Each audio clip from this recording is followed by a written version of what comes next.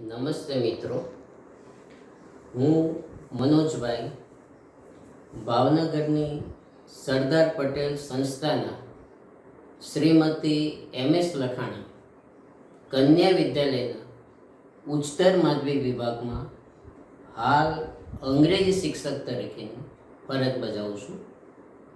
મિત્રો, આપણે આજે ધોરણ 12નો ગ્રામરનો અગત્યનો ટોપિક એક્ટિવ પેસિવ વોઇસ શીખીશું.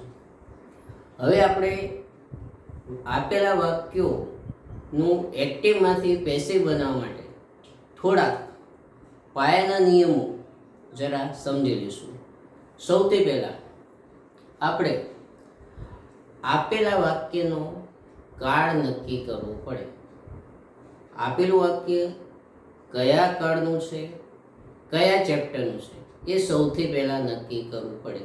તો એ માટે થોડીક રીતો છે, એ જરા આપણે મૌખિક સમજી લઈએ. એમાં સૌથી પહેલી રીત છે કે આપેલા વાક્યમાં કાળદર્શક શબ્દો જેવા કે એવરીડે, યસ્ટરડે, ટુમોરો વગેરે જેવા શબ્દો આપેલા હોય તો આપણે કહી શકીએ કે વાક્ય કયા કાળનું છે. બીજી રીત છે કે આપેલા વાક્યમાં do, does, did, will, shall જેવા સહાયકારક ક્રિયાપદો આપેલા હોય તો એના ઉપરથી પણ વાક્યનો કાળ નક્કી કરી શકાય છે. અને છેલ્લી અને ત્રીજી રીત છે કે વાક્યમાં જે ક્રિયાપદ આપ્યું છે એ ક્રિયાપદનું સ્વરૂપ કયા કાળમાં આપેલું છે એ જોઈને પણ તમે વાક્યનો કાળ નક્કી કરી શકો છો. હવે આપણે આ જે મૌખિક નિયમો છે એ અહીંયા બોર્ડમાં આપેલા 4 વાક્યો દ્વારા સમજીશું. એમાં પહેલું વાક્ય જોઈએ, લતા સિંગ સોંગ્સ વેલ. હવે આ વાક્ય જોઈને તમે કહી શકો છો કે વાક્યમાં કોઈ પણ કાળદર્શક શબ્દ આપેલો નથી, એટલે કે યસ્ટરડે, એવરીડે, ટુમોરો, નાઉ એવા શબ્દો નથી. તો પછી આપણે આમાં આ ક્રિયાપદ જોઈશું. અહીંયા કર્તા છે, આ ક્રિયાપદ છે. ક્રિયાપદ સિંગ છે એને એસ લાગેલો છે. તો તમે મિત્રો જાણો છો કે સાદા વર્તમાન કાળમાં સર્વનામ હી, સી, ઇટ અને એકવચન નામ સાથે ક્રિયાપદનું એસ કે એસ વાળું રૂપ આવે છે. એવું બીજા કોઈ કાળમાં આવતું નથી. તો અહીંયા આપણે આ સિંગ શબ્દ ઉપરથી ખ્યાલ આવી જાય કે આ વાક્ય સાદા વર્તમાન કાળનું છે. હવે આપણે બીજું વાક્ય જોઈશું. બીજા વાક્યમાં તમે જુઓ, વી પ્લે ક્રિકેટ એવરીડે. તો વાક્ય જોતા આપણને ખ્યાલ આવી જાય છે કે એમાં કાળદર્શક શબ્દ એવરીડે આપેલો છે. એના ઉપરથી આપણને ખ્યાલ આવી ગયો કે બીજું વાક્ય પણ સાદા વર્તમાન કાળનું છે. એ સિવાય અહીંયા પ્લે મૂળ ક્રિયાપદ છે, તો એના ઉપરથી પણ આપણને ખ્યાલ આવે કે બીજું વાક્ય સાદા વર્તમાન કાળનું બને છે. હવે ત્રીજું વાક્ય, ત્રીજા વાક્યમાં પાછળ ફૂલ સ્ટોપ છે અને અહીંયા આ વાક્યમાં સહાયકારક ક્રિયાપદ ડઝ આપેલું છે. તો સહાયકારક ક્રિયાપદ ડઝ એ સાદા વર્તમાન કાળમાં વપરાય છે. તેથી આપણે કહી શકીએ કે આના કારણે ત્રીજું વાક્ય પણ સાદા વર્તમાન કાળનું બને છે. ચોથું વાક્ય પ્રશ્નર છે અને શરૂઆતમાં સહાયકારક ક્રિયાપદ ટુ આપેલું છે. તો એના ઉપરથી આપણે કહી શકીએ કે ચોથું વાક્ય પણ સાદા વર્તમાન કાળનું છે. તો મિત્રો, અહીંયા 4 વાક્યો સાદા વર્તમાન કાળના છે. મતલબ કે તમને ખ્યાલ આવી ગયો હશે કે અહીંયા આપણે એક્ટિવ પેસિવના જે ઘણા પ્રકારો છે એમાંથી ફક્ત એક જ પ્રકાર સાદો વર્તમાન કાળ શીખીશું. સાદા વર્તમાન કાળના એક્ટિવ વાક્યોનું પેસિવ વાક્યોમાં કેવી રીતે ફેરવવું એ આજે આપણે અહીંયા શીખીશું. તો એક પહેલી વાત થઈ ગઈ કે વાક્યનો કાળ કેવી રીતે નક્કી થાય. બીજા નંબરમાં કે વાક્યનો પ્રકાર નક્કી કરવો પડે. એટલે કે વાક્ય નકાર છે, પ્રશ્નાર્થ છે કે વિધાન વાક્ય છે, એ નક્કી કરવું જરૂરી છે. તો એ આપણે કઈ રીતે નક્કી કરીએ, તો એ પણ આપણે અહીંયા વાક્યની મદદથી જોઈશું. તો પહેલું વાક્ય આપણે જોઈએ તો પાછળ ફૂલ સ્ટોપ આપ્યું છે, વિરામ ચિહ્ન, અને આગળ શરૂઆતમાં કર્તા આપેલું છે, લતા. તો તમને ખ્યાલ છે કે પાછળ પૂર્ણ વિરામ હોય અને આગળ ક્રિયા કરનાર કર્તા હોય તો એ વાક્ય વિધાન વાક્ય બને છે. બીજું વાક્ય જોઈએ, પાછળ ફૂલ સ્ટોપ છે અને એમાં કર્તા તરીકે સર્વનામ વી આપેલું છે. તો એ વાક્ય પણ પહેલા વાક્યની જેમ વિધાન વાક્ય બને છે. બે વાક્યો ખ્યાલ આવી ગયો મિત્રો. ત્રીજું વાક્ય જોઈએ, પાછળ ફૂલ સ્ટોપ આપ્યું છે અને વાક્યની અંદર નોટ આપેલું છે. તો મિત્રો તમે જાણો છો કે નોટ કયા વાક્યમાં વપરાય છે. નોટ નકાર વાક્યમાં વપરાય છે. એનો મતલબ કે ત્રીજું વાક્ય આના કારણે કહી શકીએ કે નકારવાચક છે. હવે ચોથું વાક્ય એકદમ સિમ્પલ છે. એમાં તમે આ ચિહ્ન જુઓ, પેચસ માર્ક, પ્રશ્ન ચિહ્ન, તો એના પરથી તમને ખ્યાલ આવી જાય કે ચોથું વાક્યનો પ્રકાર છે પ્રશ્નાર્થ.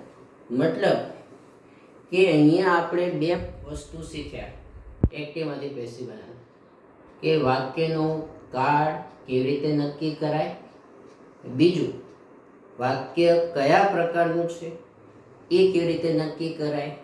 હવે ત્રીજો નિયમ મહત્વનો છે કે આ બંને આવડ્યા પછી વાક્યમાં કર્મ કેવી રીતે શોધવું. પેસિવ વોઇસનો ગુજરાતી થાય કર્મની રચના, એટલે કે પેસિવ વોઇસમાં કર્મ સૌથી મહત્વનું હોય છે. જો કર્મ શોધવામાં ભૂલ થાય તો આખું વાક્ય ખોટું પડે. એટલે કર્મ કેવી રીતે શોધાય એ અહીંયા આપણે સમજી લઈએ બોર્ડના આધારે. તો અહીંયા હવે કર્મ શોધવા માટેની પણ બે રીતો છે. એક રીત છે કે જે મિત્રોને વાક્યનું ગુજરાતી થોડું ઘણું આવડતું હોય એવા મિત્રો વાક્યનું ગુજરાતી કરશે અને જે ક્રિયાપદ છે એને શું અથવા કોને વડે પ્રશ્ન પૂછશે. જો વાક્યમાં વ્યક્તિ હોય, વ્યક્તિ વિશે વાત થઈ હોય તો કોને વડે પ્રશ્ન પૂછવાથી કર્મ મળશે. પરંતુ જો વાક્યમાં વ્યક્તિ ના હોય, વ્યક્તિ સિવાય કોઈ પણ વિશે વાત કરી હોય તો ક્રિયાપદને શું પ્રશ્ન પૂછવાથી કર્મ મળે છે. તો એ આપણે હવે વાક્ય દ્વારા સમજી લઈએ. અહીંયા બે સેન્ટેન્સ આપેલા છે. Ramu sells brinjal. એનું સિમ્પલ ગુજરાતી તમને ખ્યાલ છે, રામુ રીંગણા વેચે છે. હવે આપણે અહીંયા વ્યક્તિ નથી, વસ્તુ છે, શાકભાજીનું નામ છે, તો એને ક્રિયાપદને શું વડે પ્રશ્ન પૂછીશું. તો અહીંયા ગુજરાતીમાં આપણે પ્રશ્ન પૂછીએ કે રામુ શું વેચે છે, તો ગુજરાતીમાં જવાબ મળશે રીંગણા. એનું અંગ્રેજી થશે બ્રિંજલ. તો આ વાક્યમાં કર્મ છે બ્રિંજલ. ખ્યાલ આવી ગયો મિત્રો. હવે બીજું વાક્ય, આઈ લવ માય પેરેન્ટ્સ. હું મારા માતા પિતાને ચાહું છું. હવે એ વાક્યમાં વ્યક્તિ વિશે વાત થઈ છે. વ્યક્તિ વિશે વાત છે એટલે આપણે ક્રિયાપદને કોને વડે પ્રશ્ન પૂછવાથી કર્મ મળશે. તો આપણે પ્રશ્ન પૂછીએ કે તમે કોને ચાહો છો, તો જવાબ મળશે મારા માતા પિતાને. એનું અંગ્રેજી થશે માય પેરેન્ટ્સ. તો બીજા વાક્યમાં કર્મ થશે માય પેરેન્ટ્સ. બીજું કે કર્મ એક શબ્દમાં હોઈ શકે અને બે શબ્દોમાં હોઈ શકે છે અને એના કરતાં વધારે શબ્દોમાં હોઈ શકે છે. હવે એ સિવાય જે મિત્રોને ગુજરાતી નથી આવડતું એ મિત્રોને એમ થાય કે અમારે કેવી રીતે કર્મ નક્કી કરવું. તો ગભરાવાની જરૂર નથી મિત્રો. જે લોકોને ગુજરાતી નથી આવડતું એ લોકો વાક્યમાં ક્રિયાપદ ગોતી કાઢશે. ક્રિયાપદ પછી કર્મ આપેલું હોય છે. એ ક્રિયાપદ પછી જે શબ્દો છે એમાંથી તમે કર્મ ગોતી શકો છો. હવે એમાં મેં અગાઉ વાત કરી હતી, કર્મ એક શબ્દ હોઈ શકે, બે શબ્દો હોઈ શકે, ત્રણ હોઈ શકે અથવા એનાથી વધુ હોઈ શકે. તો હવે તમને ખ્યાલ ના આવે કે કર્મ કેટલા શબ્દોમાં છે, તો મારી સલાહ છે કે તમારે ક્રિયાપદ પછીના બધા શબ્દો લખી દેવાના. એમાં ભલે બીજા શબ્દો આવી જશે તો પણ વાંધો નહીં, કર્મ અધૂરું રહેવું જોઈએ નહીં. જો કર્મ અધૂરું રહેશે, ખોટું આવશે તો પછી 0 માર્ક તમને મળશે. એ વાક્ય ક્યારેય સાચું ના પડે. તો મિત્રો ખ્યાલ આવી ગયો કર્મ કેવી રીતે ગોતી શકાય. ઓકે, હવે અહીંયા આપણે 3 બાબતો શીખ્યા. વાક્યનો કાળ કેવી રીતે નક્કી કરો, વાક્યનો પ્રકાર કેવી રીતે નક્કી કરો, કર્મ કેવી રીતે ગોતવું. હવે એ સિવાય આપણે જે તે વાક્યની વાક્ય રચના આવડવી જોઈએ અને બીજા નાના નાના પાયાના નિયમો આપણને ખ્યાલ હોવો જરૂરી છે. એ નિયમો આપણે આ 4 વાક્યો દ્વારા શીખીશું, સમજતા જઈશું આપણે. હવે અહીંયા આપણે પહેલું વાક્ય જોઈ લઈએ. તો પહેલું વાક્ય આપણે અગાઉ જે વાત કરી એ પ્રમાણે લતા સિંગ સોંગ્સ વેલ, મતલબ કે આ વાક્ય સાદા વર્તમાન કાળનું છે અને વિધાન વાક્ય છે. તો પહેલા વાક્યનું એક્ટિવમાંથી પેસિવ બનાવવા માટે આપણે સાદા વર્તમાન કાળની વિધાન વાક્ય રચના આવડવી જરૂરી છે. તો એ જોવા માટે અહીંયા આપણે આ બોર્ડમાં જોઈશું સિમ્પલ પ્રેઝન્ટ ટેન્સ. આ વી લખ્યું છે.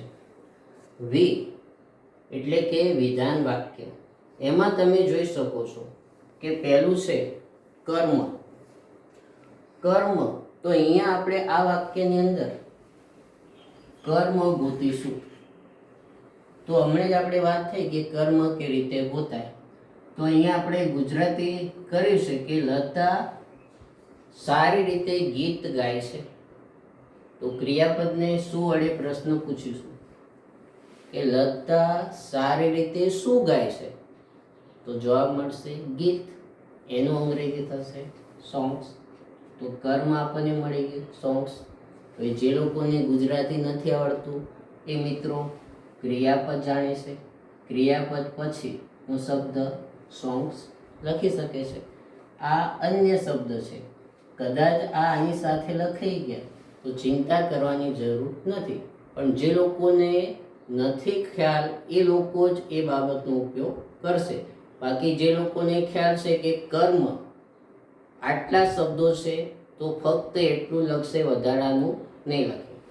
હવે કર્મ લખ્યા પછી વાક્ય રચનામાં આપણે જોઈએ તો એના પછી ટુ બી ક્રિયાપદ છે એમ, ઇઝ, આર. સાદા વર્તમાનકાળની પેસિવ રચનામાં ટુ બી ક્રિયાપદ એમ, ઇઝ, આરમાંથી એક શબ્દ આવવો જરૂરી છે. હવે એ બધું તમે જાણો છો કે એમ, ઇઝ, આર ક્યારે વપરાય છે. તો એમ, ઇઝ, આર છતાં આપણે સામાન્ય નિયમો એના જોઈ લઈએ. એ માટે અહીંયા આપણે આ બાજુના બોર્ડમાં જોઈશું. તો અહીંયા તમે બોર્ડમાં જોઈ શકો છો ટુ બી ક્રિયાપદ. હવે એમાં તમે જુઓ કે આઈ સર્વનામ સાથે ટુ બી ક્રિયાપદ એમ વપરાય. સર્વનામ હી, સી, ઇટ અને એક વચન નામ હોય તો એની સાથે ટુ બી ક્રિયાપદ ઈ જ વપરાય છે. સર્વનામ વી, યુ, ધે અને બહુવચન નામ હોય તો એની સાથે ટુ બી ક્રિયાપદ આર વપરાય છે. તો એ ખ્યાલ આવી ગયો મિત્રો. તો અહીંયા આપણે જોઈશું કે સોંગ્સ કર્મ બહુવચન છે.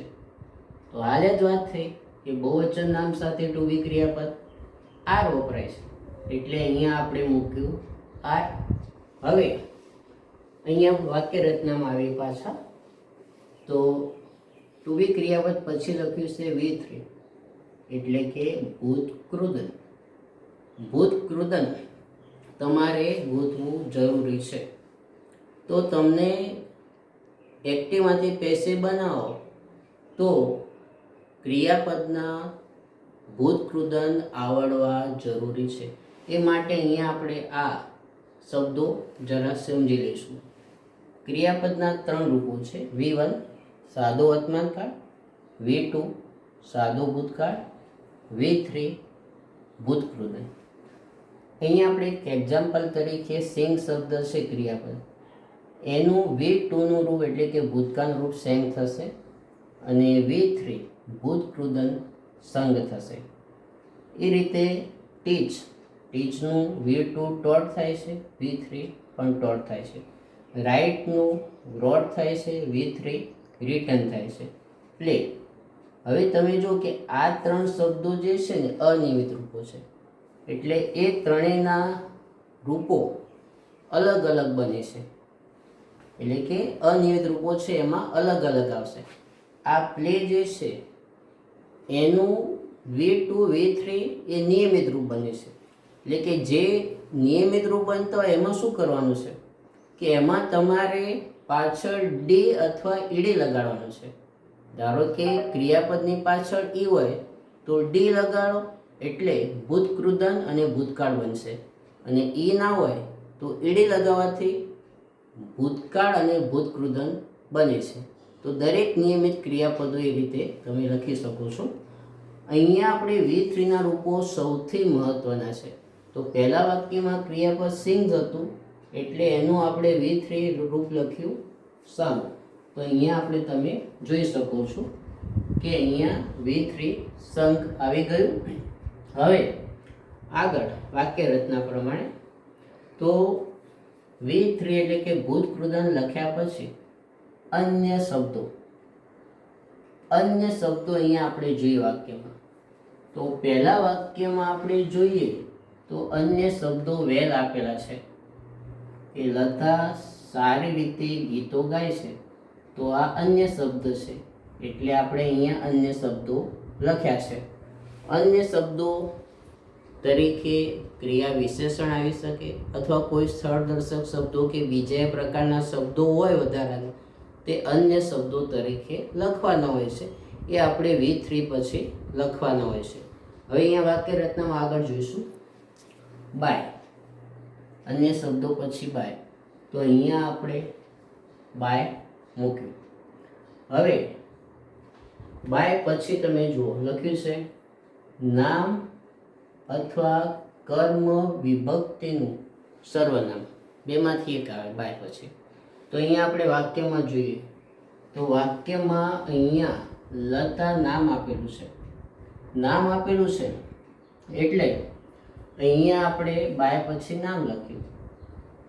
પછી આગળ જોઈશું છેલ્લું નામ પછી લખ્યું છે કાળ દર્શક શબ્દો.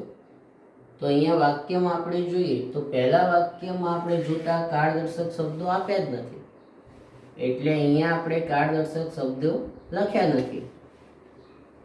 અન્ય શબ્દો અને કાળ દર્શક શબ્દો વાક્યમાં હોય તો જ આપણે લખવાના છે, બહારથી મૂકવાના હોતા નથી. એ ખાસ ધ્યાન રાખશો.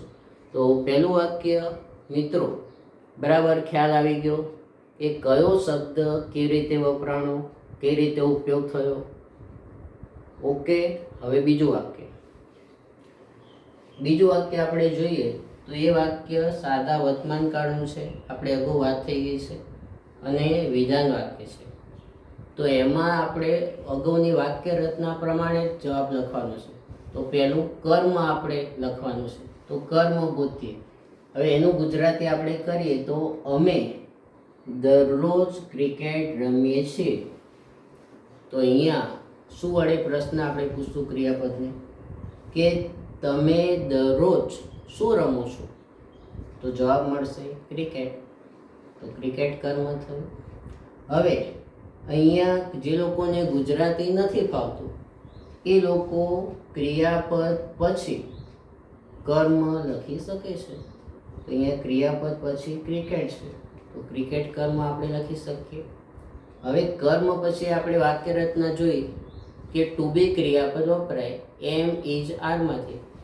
તો આપણે અગાઉ અહીંયા જોયું હતું કે એક વચન નામ સાથે ટુ બી ક્રિયાપદ ઇઝ જ વપરાય છે.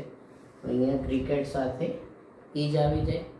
પછી V3 વપરાય ટુ બી ક્રિયાપદ પછી, તમે જાણો છો. તો હમણાં જ આપણે ચાર્ટ્સમાં વાત થઈ ગઈ કે ક્રિયાપદ પ્લે છે તેનું નિયમિત રૂપ બનશે પ્લેટ, ઈડી લગાડવાથી ઉત્કૃદન બને છે. પછી અન્ય શબ્દો લખવાના હોય છે વાક્ય રચના પ્રમાણે, પણ અન્ય શબ્દો આમાં નથી એટલે આપણે અન્ય શબ્દો લખતા નથી. અન્ય શબ્દો પછી વાક્ય રચના પ્રમાણે બાય આવે તો બાય મૂક્યું. પછી આવે નામ અથવા તો સર્વનામનું કર્મ વિભક્તિનું રૂપ. અહીંયા સર્વનામ છે, નામ નથી. ઉપરના વાક્ય પહેલા વાક્યમાં નામ હતું એટલે આપણે નામ લખ્યું, પણ અહીંયા સર્વનામ છે, નામ નથી. એટલે અહીંયા આપણે વી કર્તા વિભક્તિ છે એનું કર્મ વિભક્તિ લખવું પડે સર્વનામ. તો વીનું થશે અસ. તો તમને થાય કે સર બીજા શબ્દો હોય તો એનું સર્વનામ કઈ રીતે બને, તે માટે અહીંયા જરા જોઈશું. આઈ હોય વાક્યની અંદર એક્ટિવ વોઇસમાં તો એનું પેસિવમાં મી થઈ જશે બાય પછી.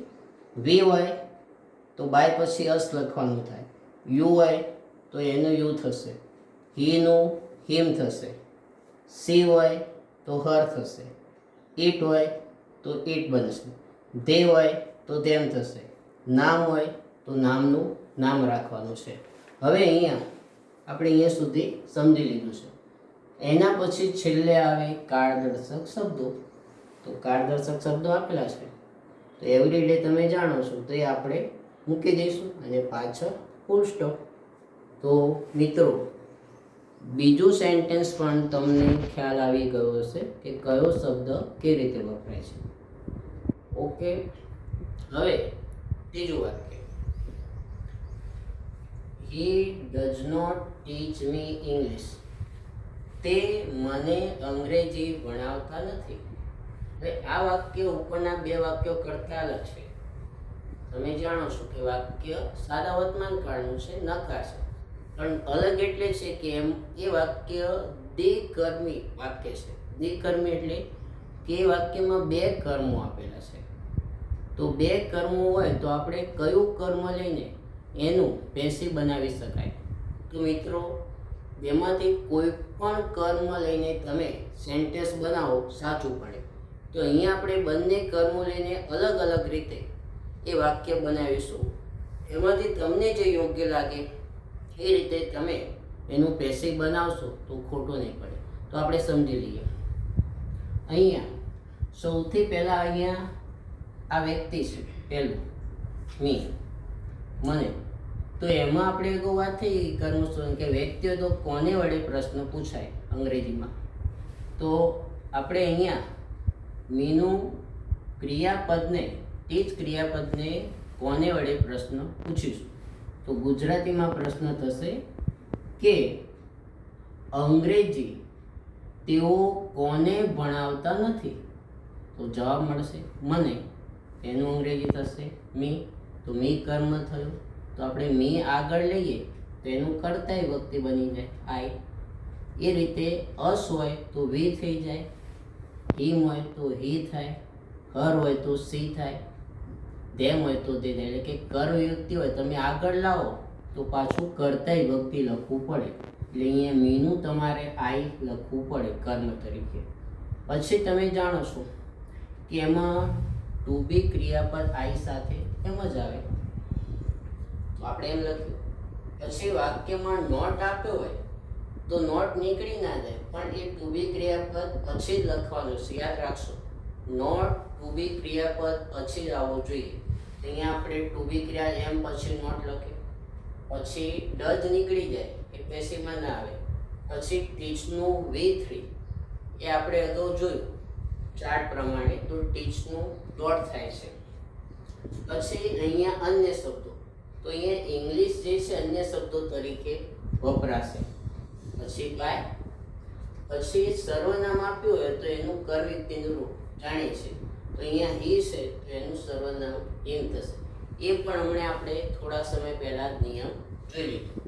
તો ત્રીજા વાક્યનો પહેલો જવાબ તમને ખ્યાલ આવી ગયો હશે. હવે બીજું કે અહીંયા આપણે બીજું કર્મ લઈએ છીએ, એટલે કે આને આપણે શું વડે પ્રશ્ન પૂછીશું કે તેઓ મને શું ભણાવતા નથી, તો જવાબ મળશે અંગ્રેજી, એનું થશે ઇંગ્લિશ. ઇંગ્લિશ કર્મ થયું, ઇંગ્લિશનું કર્મ લઈ શકાય છે.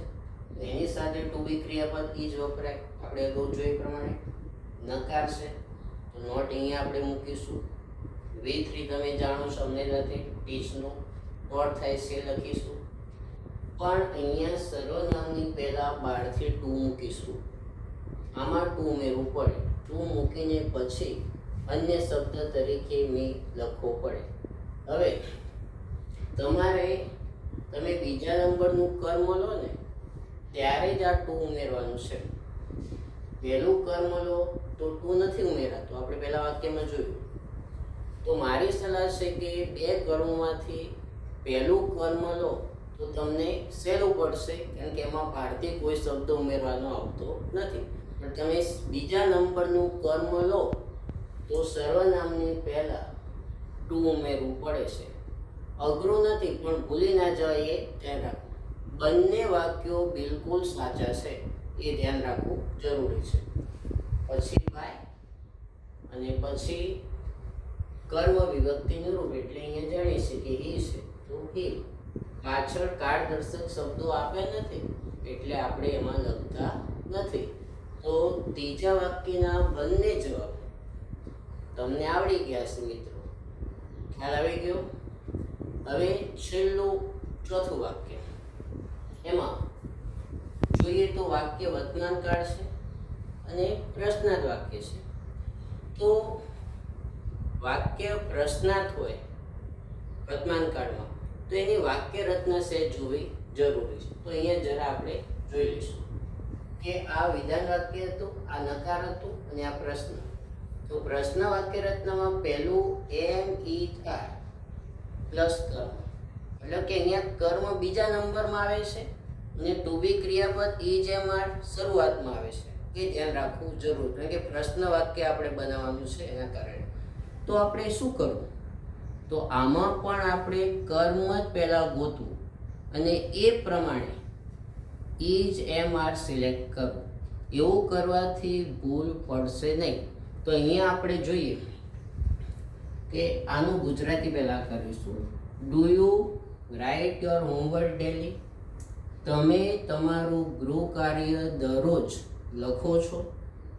હવે અહીંયા વ્યક્તિ નથી એટલે આપણે શું વડે પ્રશ્ન પૂછીશું આને કે તમે દરરોજ શું લખો છો, તો જવાબ મળશે તમારું હોમવર્ક. તમે એવો જવાબ આપશો તો એનું અંગ્રેજી થશે યોર હોમવર્ક.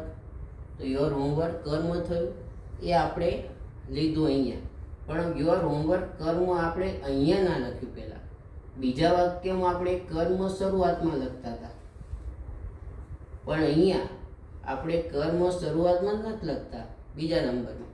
તો આપણે કર્મ ગોતીને શું કરશું, અહીંયા સ્પેસ જગ્યા રાખી દઈશું એક શબ્દની ક્રિયાપદને. કર્મ લખશું. કર્મ લખ્યા પછી આની સાથે ટુ બી ક્રિયાપદ કયું આવે, તો એ આપણે જાણીએ છીએ કે યોર હોમવર્ક એક વચન છે. એક વચનમાં ટુ બી ક્રિયાપદ ઈ જ આવે, જે આપણે આગળ લખશું. પણ શરૂઆતનો શબ્દ છે એટલે આ આઈ કેપિટલ આવે, વચ્ચે હોય તો કેપિટલ ના આવે. તો આ પાયાના નિયમો પણ આપણે થોડું લખતી વખતે ધ્યાન રાખીશું. તો અહીંયા સુધી ખ્યાલ આવી ગયો. પછી V3, તો રાઇટનું આપણે જોયું રિટર્ન. આ રાઇટના ત્રણેય રૂપો ખૂબ જ મહત્વના છે, પરીક્ષામાં વારંવાર એ કામમાં આવે છે, એટલે ખાસ મિત્રો યાદ રાખશો. રાઇટનું વચ્ચેનું રોપ થાય અને ત્રીજું ભૂતકૃદન રિટર્ન થાય છે, એમાં ડબલ ટી આવે, એ ખાસ ધ્યાન રાખશો. તો રાઇટનું રિટર્ન, અન્ય શબ્દો નથી આપ્યા એટલે નહીં લખીએ. પછી બાય, હવે નામ નથી અહીંયા સર્વનામ સીધું, તો યુનું સર્વનામ કર્મયુક્ત એનું એ જ બને છે, તો આપણે યુ લખ્યું. કાળદર્શક શબ્દો જોઈએ તો આપેલા છે અહીંયા ડેલી દરરોજ, તો એ લખશું અને છેલ્લે પ્રશ્ન ચિહ્ન. એક યાદ રાખશો કે એક્ટિવેશનમાં પ્રશ્ન વાક્ય હોય તો પ્રશ્ન વાક્ય રહેશે, એનું વિધાન વાક્ય બનતું નથી. એટલે પ્રશ્નાર્થ ચિહ્ન હોય તો એ તમારે રાખવાનું છે. બીજું કે એમાં પ્રશ્ન વાક્યમાં ડુ હોય તો એ પેસિવમાં એનું કોઈ રૂપ આવતું નથી, એ નીકળી જાય છે. તો અહીંયા આપણે 4 વાક્યો જોયા, તો એ તમને ચારેય વાક્યોમાં ફેરફાર કઈ રીતે થાય છે એ ખ્યાલ આવી ગયો છે. જો મિત્રો તમને આ 4 વાક્યો જે એક્ટિવનું પેસિવ બનાવ્યું એનો દરેક શબ્દનો ફેરફાર કેવી રીતે થયો જે બરાબર ખ્યાલ આવી ગયો હશે તો હું તમને 100% ગેરંટી આપું છું કે તમને આવા કોઈ પણ વાક્યો તમને 100% આવડશે. તો ખ્યાલ આવી ગયો મિત્રો. હવે આના પછી આપણે જે બીજા વાક્યો જે છે એટલે કે એક્ટિવ પેસિવના બીજા પ્રકારો છે ભૂતકાળ, ભવિષ્યકાળ કે બીજા કાળના, એ હવે આપણે નેક્સ્ટ લેક્ચરમાં શીખીશું.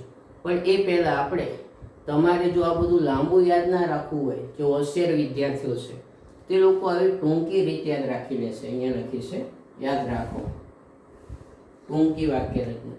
ખાલી એમાં એક યાદ રાખવાનું કે અહીંયા ડોટ ડોટ એટલે કર્મ, પછી is R M plus V3, પાછળના જે શબ્દો આવે છે બાય, નામ, કર્મયુક્તિનું રૂપ, અન્ય શબ્દો, એ બધું દરેકમાં કોમન આવશે.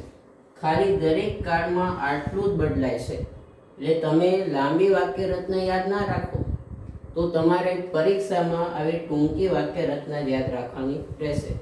આપણે જ્યારે બધા કાળની એક્ટિવ પેસિવ શીખી લઈશું પછી હું તમને બધા જ કાળની ટૂંકી વાક્ય રચના એક સાથે સમજાવીશ અને લખાવી દઈશ. Okay, thank you very much. બીજું મિત્રો, જો તમને આ લેક્ચર ગમ્યું હોય તો પ્લીઝ તમારો અભિપ્રાય અમને જરૂરથી મોકલશો. Thank you very much.